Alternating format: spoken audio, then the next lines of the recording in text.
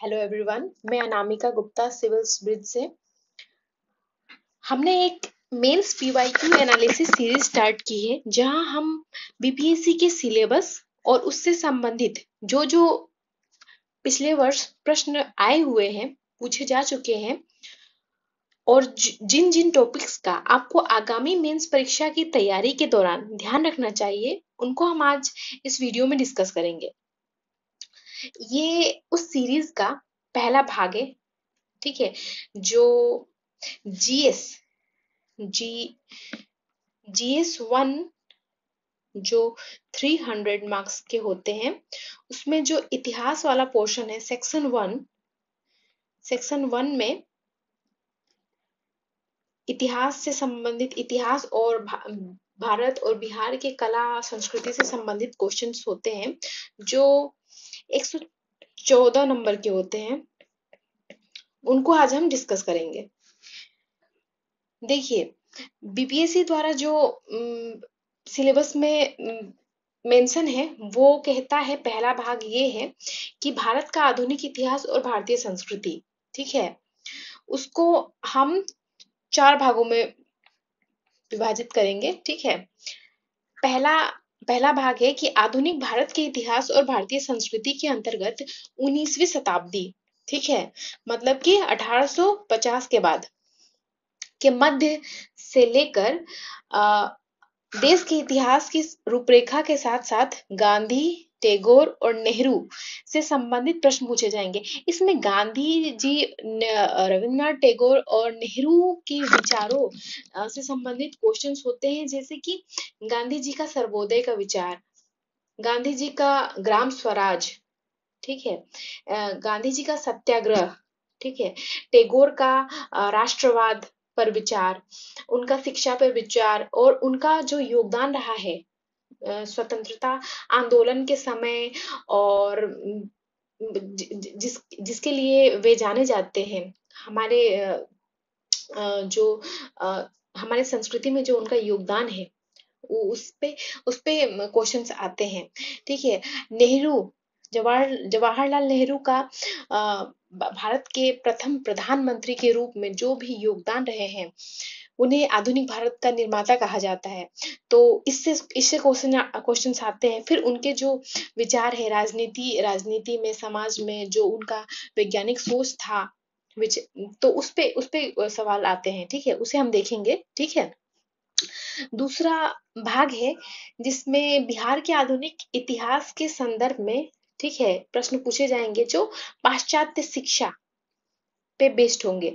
जो ब्रिटिश काल में पाश्चात्य शिक्षा का भारत और बिहार में विकास हुआ था, वो उसे शुरू करने का कारण क्या था, ठीक है, और उसका प्रभाव क्या था, क्या हुआ, इससे संबंधित क्वेश्चंस पूछे जाते हैं और लगभग हर वर्ष इससे क्वेश्चंस होते हैं। ये बहुत ही इंपॉर्टेंट टॉपिक है।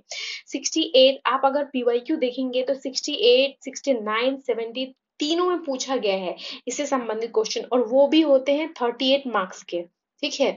जो लोग आते हैं उसमें ये पूछा जाता है इस टॉपिक से, ठीक है। तीसरा, हम आएंगे भारतीय स्वतंत्रता संग्राम में बिहार की भूमिका, और ये जो प्रश्न होंगे वो संथाल विद्रोह, बिहार में 1857 का विद्रोह, बिरसा का आंदोलन, चंपारण सत्याग्रह और 1942 का भारत छोड़ो आंदोलन से इसमें क्वेश्चंस होते हैं, ठीक है।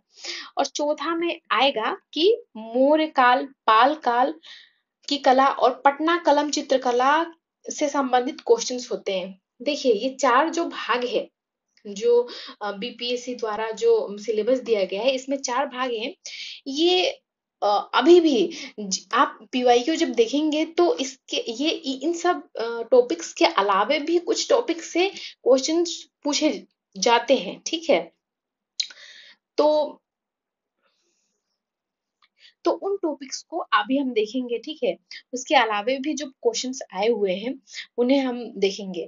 देखिए, 68 बीपीएससी के पहले जो क्वेश्चन आयोग द्वारा पूछे जाते थे, वो बहुत प्रश्नों की संख्या बहुत कम थी, लिमिटेड थी।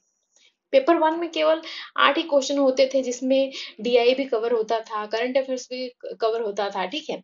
लेकिन अब क्या है, वो अब क्वेश्चंस की संख्या बढ़ गई है, ठीक है। और जो प्रश्न पूछने का जो पैटर्न है वो भी चेंज हुआ है। अब शॉर्ट और लॉन्ग दोनों आते हैं, है ना। 5 क्वेश्चन आपके हिस्ट्री से आते हैं शॉर्ट, ठीक है। और 4 क्वेश्चन होते हैं लॉन्ग, जिसमें आपको 2 अटेम्प्ट करना होता है, और ये होते हैं 38 मार्क्स के, ठीक है। तो जो अब प्रश्नों की संख्या चूंकि बढ़ चुकी है, तो इस कारण हमें इन चारों जो टॉपिक्स दिए हुए हैं, इसके अलावे भी हमें कुछ टॉपिक्स पीवाईक्यू के आधार पे हमें प्रिपेयर करना चाहिए। देखते हैं वो सारा टॉपिक्स। देखिए, जो पेपर 1 होता है, उसका आप देखेंगे 68 के बाद 68, आप 69, ठीक है, और 70 जो मेंस एग्जाम्स हुए हैं, उनका उसका पेपर 1, जीएस पेपर 1 का जब आप क्वेश्चन देखेंगे, तो पहला क्वेश्चन होता है एक अधिनियम से संबंधित, ठीक है। अधिनियम से संबंधित होते हैं, और ये होते हैं 8 मार्क्स के, ठीक है। तो ये गलत हो गया है, ये 1773 होना चाहिए। तो ये इससे संबंधित क्वेश्चंस होते हैं। देखिए, इन सब पे ना आप ये 8 मार्क्स के होते हैं, और आपको 2 पेज अलॉट होते हैं इसको लिखने के लिए, और आपको कम से कम वर्ड्स में ज्यादा से ज्यादा बातें लिखनी होती है, ठीक है। तो मैं कहूंगी कि ये इन सारे टॉपिक्स पे, ठीक है, आप शॉर्ट नोट्स बनाएं, जिसमें उसके जो भी अधिनियम हो उससे संबंधित इंट्रो, ठीक है, कॉन्टेक्स्ट, ठीक है, या बैकग्राउंड, बैकग्राउंड में क्या चल रहा था जो इन सब अधिनियमों की जरूरत पड़ी, ठीक है, क्यों लाया गया था, फिर इसके कौन कौन से प्रावधान थे, इसका प्रभाव क्या पड़ा, शॉर्ट टर्म क्या प्रभाव पड़ा, लॉन्ग टर्म क्या प्रभाव पड़ा, क्या किसी ने इन अधिनियमों की समीक्षा की है, किसी स्कॉलर ने, ठीक है। तो ये हमें देखना है। जैसे कि 1813 का जो एक्ट लाया गया था, वो क्यों लाया गया था, ठीक है। 1813 के बाद में जो वो एक वादी युग के बाद में जो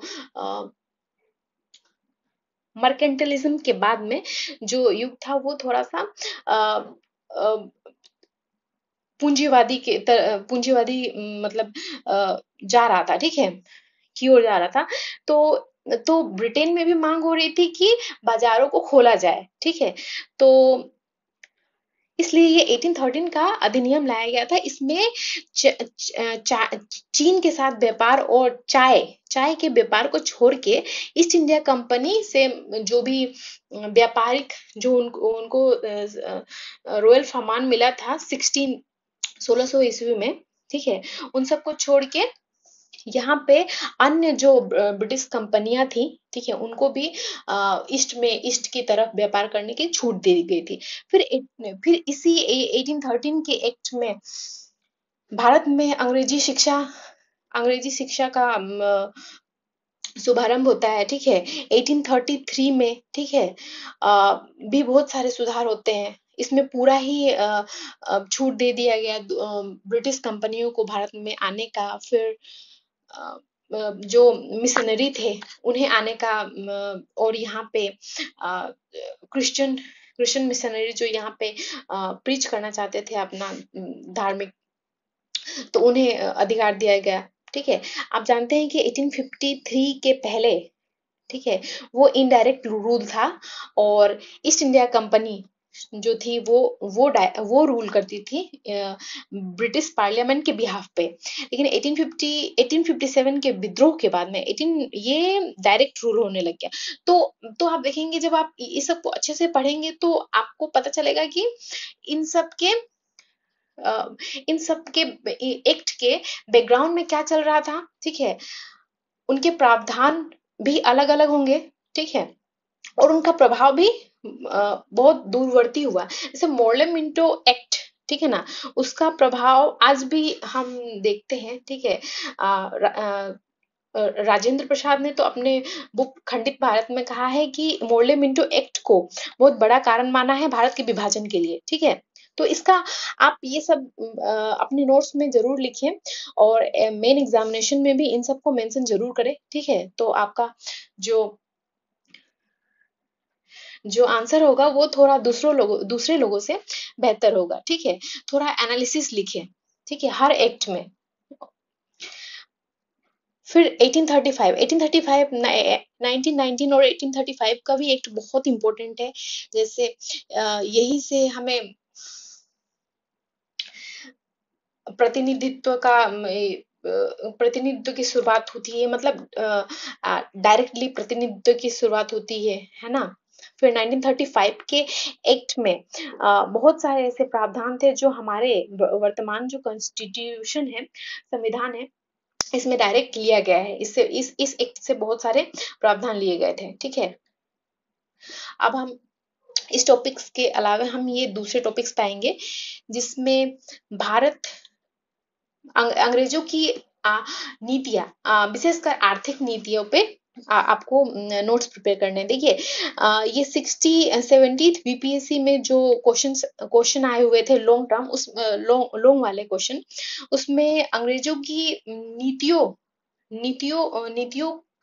का प्रभाव ऐसा पूछा गया था कि अंग्रेजों की नीतियां कहाँ तक जिम्मेदार थी भारतीय राष्ट्रवाद के उदय के लिए, ठीक है। तो आपको अंग्रेजों की आर्थिक नीतियों को ऐसे प्रिपेयर करना है कि क्वेश्चन कैसे भी आए, ठीक है। या तो अगर भू राजस्व प्रणाली सीधा डायरेक्ट पूछ ले कि उनकी कौन कौन सी नीतियां थी और प्रभाव क्या था, और आपको ऐसे भी प्रिपेयर करना है कि भारतीय राष्ट्रवाद के क्या ये उदय का कारण था क्या, ठीक है। और नहीं था तो कितना था, और नहीं था तो कितना था, ठीक है। तो ऐसे इसको करिए, ठीक है। फिर ड्रेन ऑफ वेल्थ जो थियरी दादा भाई नौरोजी ने दिया था, ठीक है, इसको प्रिपेयर करें। फिर आर्थिक राष्ट्रवाद का मतलब है कि जो जो ब्रिटिश नीतियों की जिन लोगों ने समीक्षा की थी, जैसे दादा भाई नौरोजी हो गए, ठीक है, महादेव गोविंद रानडे हो गए, फिर ये अरबाम दत्त हो गए।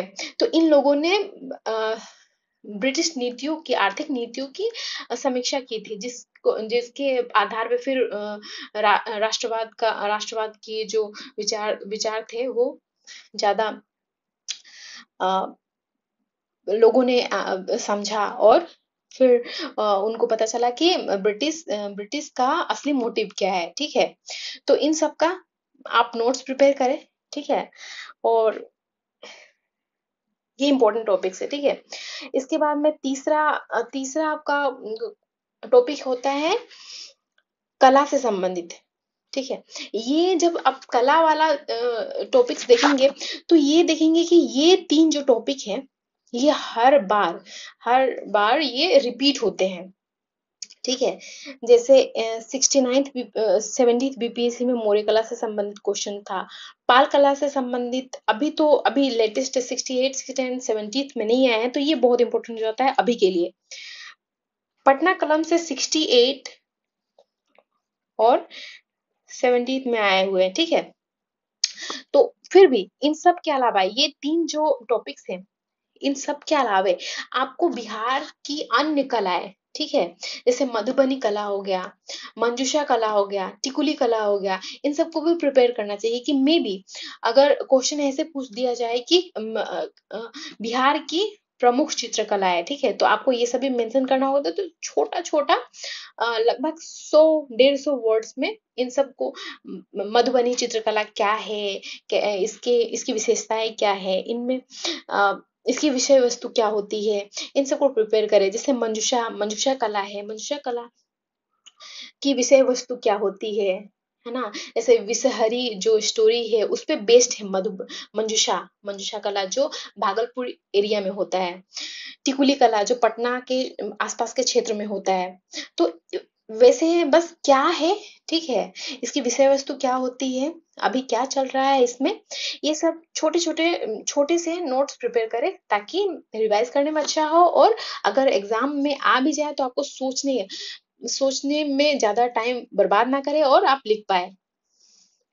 देखिए आपने मेंस का एग्जाम अगर पहले भी दिया होगा होगा तो आपने देखा होगा कि सोचने के लिए समय नहीं होता है, ठीक है। तो जब आप जितना प्रैक्टिस करेंगे, ठीक है, क्वेश्चन लिखेंगे और आपके पास में खुद के नोट्स होंगे तो आप बेहतर परफॉर्म करेंगे एग्जाम में। इसलिए इन सब पे आप नोट्स बनाएं, जरूर नोट्स बनाएं और शॉर्ट नोट्स बनाएं और अपना बनाएं, ठीक है। फिर ये गुफा चित्रकला और वास्तुकला, ये 68 और 69th बीपीएस में ये पूछा है, ये एक नया टॉपिक है, ठीक है। मंदिर वास्तुकला पे लॉन्ग क्वेश्चन आए थे 68 बीपीएससी में।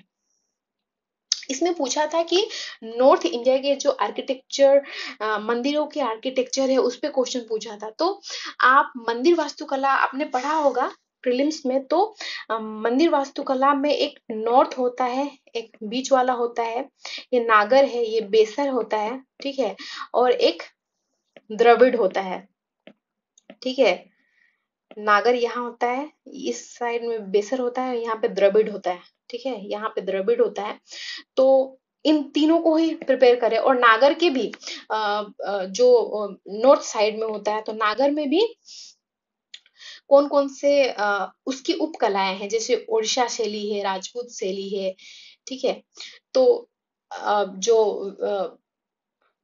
नायक से सॉरी उड़ीसा शैली, इन सब जो शैलियों को आप प्रिपेयर करें। और साथ ही साथ मंदिर वास्तुकला अगर क्वेश्चन आया हुआ है, ठीक है, और आने की भी संभावना है और आप नोट्स प्रिपेयर कर रहे हैं, तो उसमें आप ये जरूर डालें कि बिहार में कौन कौन सी मुख्य मंदिर है, ठीक है, उनको भी आप अपने आंसर्स में इंक्लूड करें और उसका एग्जाम्पल जरूर दें, ठीक है। जैसे गया में विष्णुपद मंदिर है, बहुत ही पुराना ठीक है। महाबोधि मंदिर है, उसका स्टाइल क्या है, नागर स्टाइल है ना। तो ये सब प्रिपेयर करें आप। नेक्स्ट टॉपिक है आदिवासी आंदोलन। इसमें संथाल विद्रोह 1855 से 56 के बीच होता है, ठीक है। फिर मुंडा मुंडा विद्रोह जिसे उलगुलान भी कहते हैं। फिर तीसरा है ताना भगत आंदोलन, ठीक है, असहयोग आंदोलन के आसपास ये हुआ था। और अन्य जनजातीय आंदोलन, ठीक है, उनको आप प्रिपेयर करें जो बिहार में या पेन इंडिया लेवल पे बहुत ही इंपॉर्टेंट रहे हैं। जो आदिवासी आंदोलन, आदिवासी आंदोलन को ऐसे भी आप प्रिपेयर करें कि आदिवासी आंदोलन जो उनके मेन कॉजेस क्या थे, ठीक है, उसका प्रभाव क्या पड़ा, ठीक है। और आज आज के समय में इन सब आंदोलनों का क्या प्रभाव पड़ा है, इसको भी प्रिपेयर करें। फिर यहाँ पे कोल विद्रोह नहीं दिया, लिखा हुआ है कोल विद्रोह 1831 में, 1831 के आसपास बिहार और झारखंड के इलाके में हुआ था। तो इसको भी प्रिपेयर करें, ठीक है। अब नेक्स्ट टॉपिक है हमारा किसान आंदोलन। किसान आंदोलन, बिहार में किसान आंदोलन, चंपारण सत्याग्रह। चंपारण सत्याग्रह मोस्ट इम्पोर्टेंट टॉपिक, ठीक है। ये हमेशा से ही पूछे पूछे जाते रहे हैं, ठीक है, अलग अलग तरीके से, कि चंपारण एज एन किसान आंदोलन, ठीक है। और गांधी जी के नेतृत्व में पहला सत्याग्रह था ये भारत में, ठीक है। और इसका प्रभाव क्या पड़ा, ठीक है। ओ तो ये चंपारण आंदोलन का ना आप विस्तृत नोट बनाए, ठीक है। अगर ये 69th बीपीएससी में ये दो जगह, एक ही पेपर में दो जगह, एक 8 मार्कर का भी था क्वेश्चन, शॉर्ट वाला, और एक लॉन्ग भी था। तो आप देख सकते हैं कि कितना इंपॉर्टेंट टॉपिक है ये, ठीक है। तो आप इसका नोट ऐसे प्रिपेयर करें कि आप अगर इसे 6 पेज में भी लिख पाए और 2 पेज में भी, 1.5 पेज में भी इसे समराइज कर पाए और बेहतर नोट्स प्रिपेयर करें, ताकि आपको ये सब देखिए, जो जो क्वेश्चन ये जो रिपीट हो रहे हैं ना, इन सब पे आपका बेस्ट नोट होना चाहिए, ठीक है, ताकि आप जब आप लिखें, ठीक है, तो आपको दूसरे लोगों से ज्यादा एज मिले और अच्छा इस पे नोट्स और आपके कंटेंट होने चाहिए। फिर किसान आंदोलन में आएंगे सहजानंद सरस्वती। सहजानंद सरस्वती और किसान आंदोलन से संबंधित जो बिहार में जहां से शुरू हुआ था, ठीक है, 1923 से ही बिहार में आप किसान आंदोलन का प्रभाव देखते हैं, ठीक है। किसान आंदोलन के मांग क्या थे, ठीक है, कैसे कैसे इसका विकास हुआ, ठीक है। 1936 में जाके ये फॉर्मलाइज होता है, ठीक है। तो तो इसे जरूर प्रिपेयर करें, ठीक है। उसके बाद में आता है नील विद्रोह 1861 का, जो बंगाल के क्षेत्र में हुआ था। दक्कन विद्रोह, ये भी नील की खेती से ही संबंधित था, 1875 में दक्कन विद्रोह, ठीक है। अब हम आते हैं नेक्स्ट टॉपिक, 1857 का सिपाही विद्रोह, ठीक है। ये क्वेश्चन, ये टॉपिक भी इम्पोर्टेंट है। अभी अभी कुछ 3 वर्षों के में तो ये क्वेश्चन, ये इससे संबंधित क्वेश्चन नहीं आए हैं, लेकिन ये आने की संभावना है, ठीक है। इसमें इससे क्वेश्चन जो भी पूछे जा अभी तक गए हैं, वो ऐसे रहे हैं कि सिपाही विद्रोह, क्या ये सिपाही विद्रोह था? एक जो डिबेट चलती है, ठीक है, कि क्या ये सिपाही विद्रोह था, या केवल कुछ लोग कहते हैं कि नहीं नहीं, ये हिंदू और मुस्लिमों का एकजुट होके बस विद्रोह था। फिर कुछ लोग कहते हैं कि नहीं, ये पहला राष्ट्रवाद था, है ना। जैसे जवाहरलाल नेहरू, वीडी सावरकर, ये लोग कहते हैं कि पहला राष्ट्रीय आंदोलन था। फिर एक दूसरे टाइप का क्वेश्चन होता है, जो बिहार में 1857 के का विद्रोह पे क्वेश्चन पूछे जाते हैं, जो तो इसमें आपको टाइमलाइन देना होगा, ठीक है। जैसे कि कैसे देवघर से शुरू होके फिर मुजफ्फरपुर, फिर पटना के क्षेत्र में, और फिर बाबू कुंवर सिंह के नेतृत्व में जो 1857 का विद्रोह होता है, उस वो टाइमलाइन देख के आप इसका नोट्स प्रिपेयर करें। फिर इसका व्यापक प्रभाव क्या रहा है, इन सब ऐसे आप नोट्स प्रिपेयर करें। फिर नेक्स्ट टॉपिक है हमारा भारतीय राष्ट्रवाद, भारतीय पुनर्जागरण, ठीक है। भारतीय राष्ट्रवाद में आएगा भारतीय पुनर्जागरण। फिर भारतीय पुनर्जागरण से संबंधित ये क्या था, ठीक है, कब शुरू हुआ, कौन कौन से व्यक्ति थे इससे संबंधित, और कौन कौन सी संस्थाएं थी। राजा राम मोहन राय का ब्रह्म समाज, ठीक है, दयानंद सरस्वती का आर्य समाज। तो ऐसे इसको प्रिपेयर करना है, ठीक है। क्या इसका प्रभाव क्या पड़ा, क्या इसका प्रभाव बहुत ही कम था, या व्यापक प्रभाव पड़ा, क्या आम जन में ये भारतीय पुनर्जागरण कितना प्रभाव, आम जन में कितना कितना आमजन कितने अवेयर थे इस आंदोलन से, ठीक है। फिर एक इससे सवाल आते हैं कि ये बंगाल से क्यों शुरू हुआ, ठीक है। फिर भारतीय पुनर्जागरण और बिहार से लिंक करके आप इसका नोट्स प्रिपेयर करें, और इसको इस टॉपिक को प्रिपेयर करें। फिर आता है राष्ट्रवाद का उदय। राष्ट्रवाद का उदय भी एक इम्पोर्टेंट टॉपिक है, ठीक है। इससे क्वेश्चन आते हैं, राष्ट्रवाद का उदय का क्या कारण था, ठीक है, इसका प्रभाव क्या पड़ा, ठीक है, और कैसे हुआ, ठीक है। कैसे कैसे कब से शुरू होता है, कौन कौन से लोग थे इसमें, तो इसे इसे आप करें प्रिपेयर। फिर आता है भारतीय राष्ट्रीय कांग्रेस, आईएनसी का गठन, ठीक है।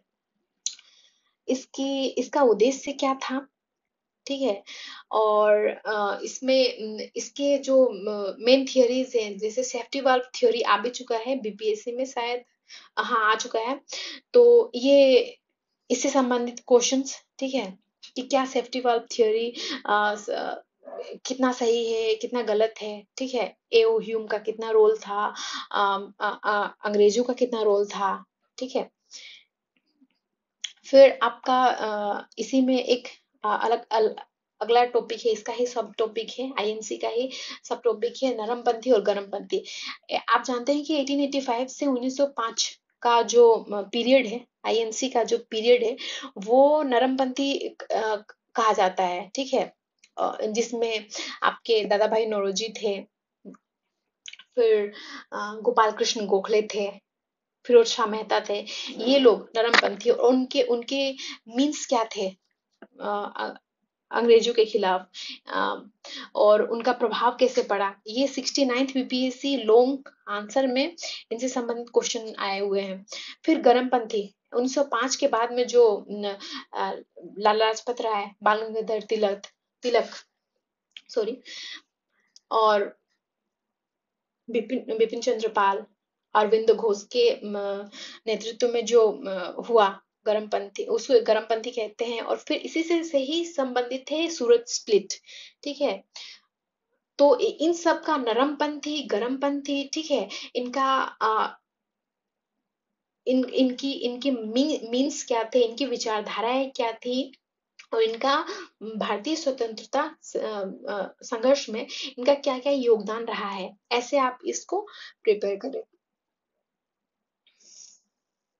फिर इसी का ही अगला टॉपिक है क्रांतिकारी आंदोलन, ठीक है।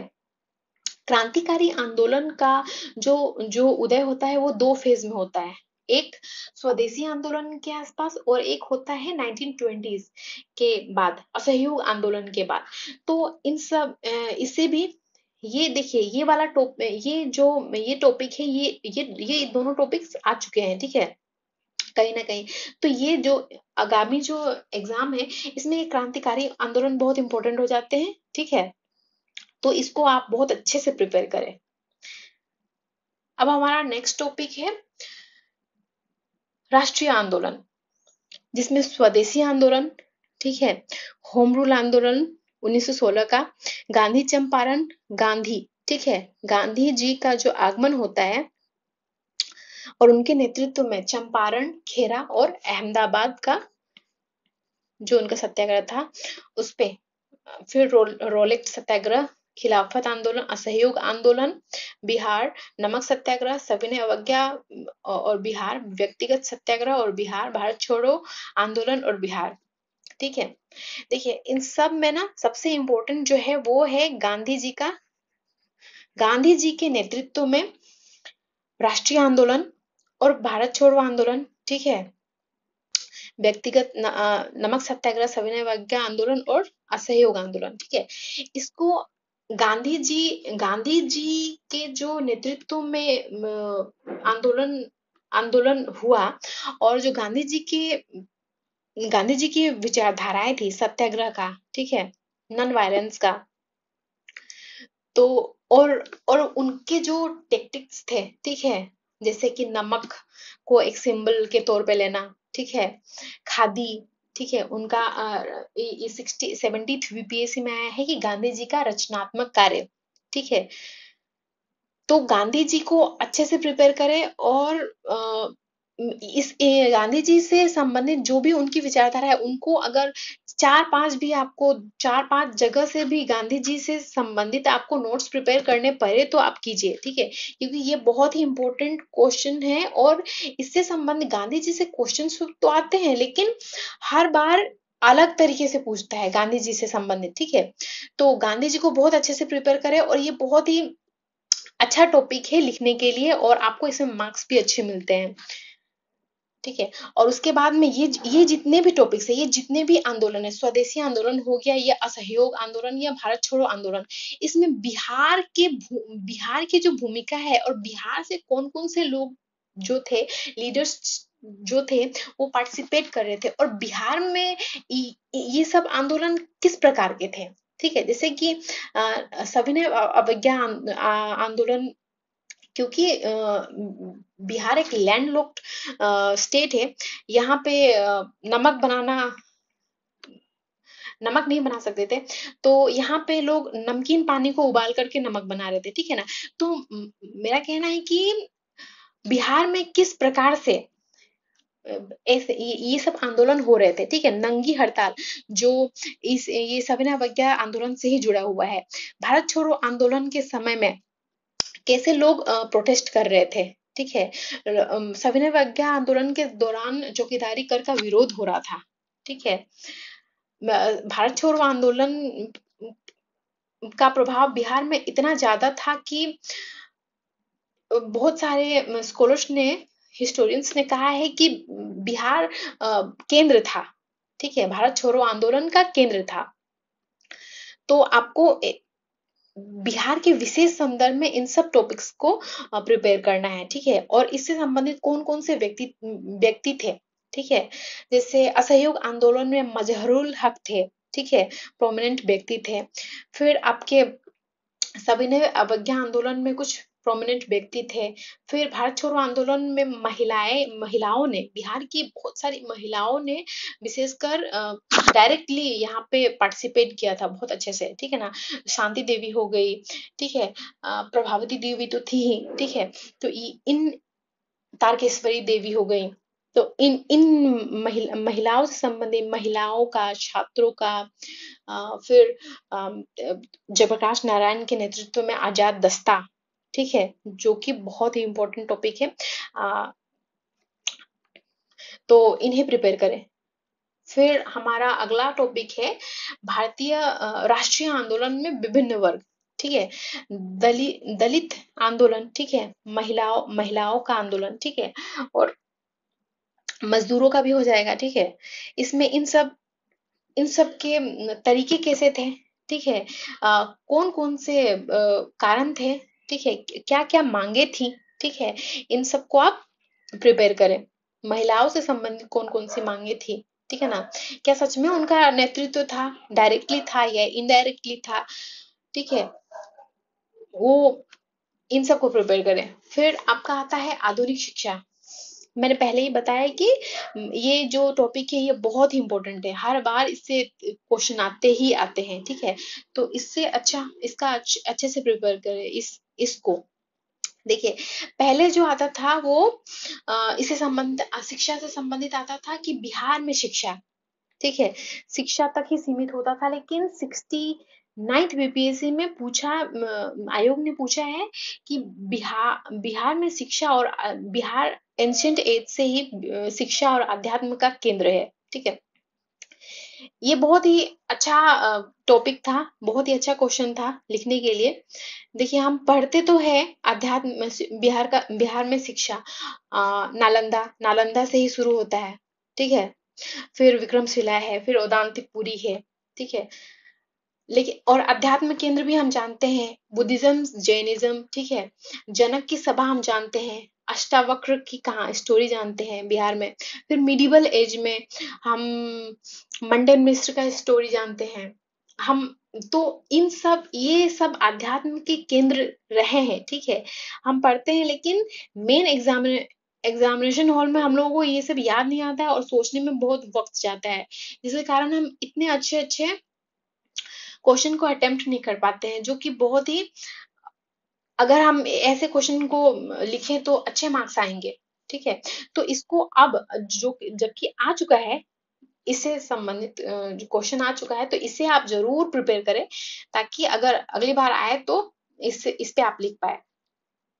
फिर व्यक्तित्व से संबंधित भी एक क्वेश्चन होता है, जिसमें गांधी जी के विचार, नेहरू के विचार, टैगोर के विचार, जयप्रकाश नारायण, राजेंद्र प्रसाद, राम मनोहर लोहिया और सहजानंद सरस्वती, इन सब के नोट्स, इन्हें तो प्रिपेयर करें ही आप, इनके विचार जो भी थे, ठीक है।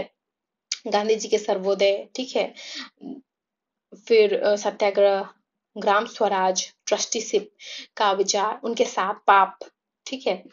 तो इन सबको प्रिपेयर करने के अलावे भी गांधी जी के जो थोड़े से अगेंस्ट में जो विचार है ना, जिन जिन लोगों के, जैसे कि बी आर अम्बेडकर के जो वर्ण वर्ण पर विचार है और गांधी जी के विचार है वो डिफरेंट है, ठीक है।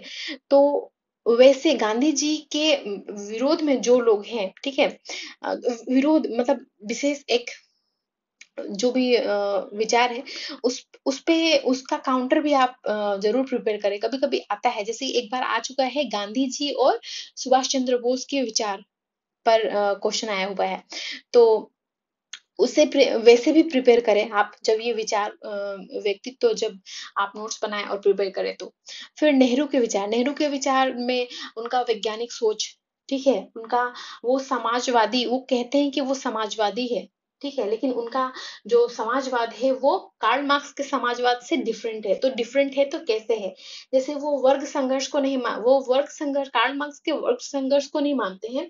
वो गांधी जी के वर्ग सहयोग को मानते हैं और कहते हैं कि मतलब वर्ग भेद का शांतिपूर्ण समाधान संभव है। ठीक है, क्रांति आवश्यक नहीं है। उनका जैसे कि नेहरू का राष्ट्रवाद, वो एक राष्ट्रवादी थे, ठीक है ना, लेकिन उनका राष्ट्रवाद जो है वो अ, रविन्द्रनाथ टैगोर के अ, जो सिंथेटिक यूनिवर्सलिज्म जो है उनका विचार, उनसे मेल खाता है। ठीक है, तो मेरा ये कहना है कि आप इन सबको अच्छे से प्रिपेयर करें और इनका जो काउंटर है वो जरूर करें, ताकि लगे कि आपने लिखा है तो लिखे तो आप मतलब एग्जामिनर को लगे कि आपने अच्छे से पढ़ा है इसको। ठीक है, उसका काउंटर भी जरूर तैयार करें कि इनके विरोध में क्या है, इनसे किससे ये इनके विचार अलग है। तो लगता है कि एनालिसिस हुआ है। ठीक है, अच्छे से पढ़ा गया है इसको। फिर टैगोर के जो विचार है उनके शिक्षा पे, शिक्षा प्रणाली पे विचार है। ठीक है, उनका राष्ट्रवाद, ठीक है, उनका अंतरराष्ट्रीयवाद जो है उस पे प्रिपेयर, उसको प्रिपेयर करें। फिर टैगोर पे जब आप आंसर लिखे तो स्पेसिफिक आंसर जरूर लिखे। ठीक है, बच्चे जो स्टूडेंट्स होते हैं वो टैगोर पे जब क्वेश्चन लिखते हैं तो डिटेलिंग नहीं करते हैं, जैसे कीवर्ड्स नहीं लिखते हैं। ठीक है, जो उनके कुछ साहित्य हैं, उनके कुछ बुक्स हैं, कुछ कविताएं हैं, ठीक है, उन्हें जरूर मेंशन करना चाहिए। जैसे गोरा हो गया, ठीक है, काबुली वाला हो गया, अ, उनकी उनको गीतांजलि पे जो अवार्ड मिला था। ठीक है, शांति निकेतन स्थापना की थी। जब शिक्षा पे विचार लिखेंगे तो आप उस शांति निकेतन को जरूर मेंशन करेंगे। ठीक है, तो ये सब आपको अपने नोट्स में जरूर डालने हैं और आंसर में भी लिखने हैं। ठीक है, जयप्रकाश नारायण का आजाद दस्ता, ठीक है, अलग से प्रिपेयर करें। और जयप्रकाश नारायण का जो आजादी के आंदोलन में जो उनका योगदान है, ठीक है, वो एक दूसरा जयप्रकाश नारायण के 1975 सॉरी 1975 में जो आपातकाल के समय में उनका जो भी योगदान रहा है और जो नेतृत्व में जो आपातकाल के दौरान जो आंदोलन हुआ, वो उसमें जो भी योगदान रहा है वो। तीसरा है उनका उनका जो सबसे इम्पोर्टेंट जो राजनीतिक विचार है वो समाजवाद का विचार। ठीक है, तो समाजवाद का विचार गांधीवादी समाजवाद से कैसे मिलता जुलता है। ठीक है, और मार्क्सवाद से कैसे डिफरेंट है। ठीक है, इसको इसको प्रिपेयर करें, ऐसे प्रिपेयर करें इसको। फिर राजेंद्र प्रसाद, पहले राष्ट्रपति के रूप में और संविधान के संविधान सभा के अध्यक्ष के रूप में योगदान, फिर आजादी के आंदोलन में योगदान, ऐसे इसे प्रिपेयर करें राजेंद्र प्रसाद को। फिर हमारा ये है राम मनोहर लोहिया। राम मनोहर लोहिया के राजनीतिक विचार से क्वेश्चन आते हैं और इनके विचारों का जो जो अलग है इनका विचार, उन्हें इनका काउंटर, ठीक है, क्या है और इनका आज की राजनीति में क्या क्या प्रभाव पड़े हैं, राम मनोहर लोहिया के विचार। ठीक है, वैसे प्रिपेयर करें इन्हें। फिर सहजानंद सरस्वती, ठीक है, किसान आंदोलन के नेता के रूप में इन्हें प्रिपेयर करें। ठीक है, तो ये सब है आपके टॉपिक्स, इंपॉर्टेंट टॉपिक्स। ठीक है, तो इन सब के ना नोट्स बनाएं। ठीक है, बार बार रिवाइज करें और आंसर राइटिंग जरूर करें इन सारे टॉपिक्स पे। ठीक है, और इसके बाद ये सबसे स्टूडेंट्स के मतलब समझ यही आती है कि जब हम मेंस की तैयारी करते हैं तो हमें समझ में नहीं आता है कि सोर्सेस कहाँ से, ये सारे टॉपिक्स तो हैं लेकिन सोर्सेस कहाँ से होंगे, कहाँ से रेफर करें। तो उसके लिए सोर्सेस हमने एक जगह रखा है।